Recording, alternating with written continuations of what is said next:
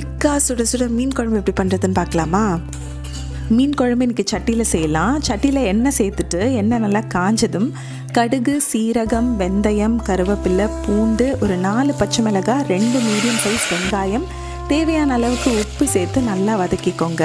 வெங்காயம் நல்லா வதங்கினதும் நான் ஒரு 5 மீடியம் சைஸ் தக்காளி எடுத்திருக்கேன். இதை நம்ம நல்லா அரைச்சிக்கலாம். அரைச்சி சேர்த்தோன்னா கிரேவி நல்லா திக்காக இருக்கும். தக்காளி நல்லா எண்ணெய் பிரிஞ்சு வர அளவுக்கு வதக்கிக்கலாம். தக்காளி நல்லா வதங்கினதும் நம்ம மசாலா ஆட் பண்ணிக்கலாம். மஞ்சத்தூள், நான் காஷ்மீரி மிளகாத்தூள் கலருக்காக சேர்த்துருக்கேன்.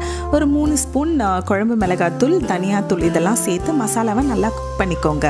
லெமன் சைஸ் அளவுக்கு புளி எடுத்திருக்கேன். அதை நல்லா கரைச்சி உள்ளே சேர்த்துட்டு நல்லா கொதிக்க விட்டுக்கோங்க.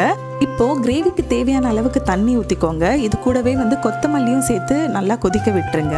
குழம்பு நல்லா கொதிச்சதும் ஸ்லோ பண்ணிக்கோங்க. மீன் துண்டுகளை உள்ளே சேர்த்துட்டு ஒரு 5 நிமிஷம் வச்சிங்கன்னா சுட சுட மீன் குழம்பு ரெடி. ட்ரை பண்ணுங்கள். தேங்க்ஸ் ஃபார் வாட்சிங்.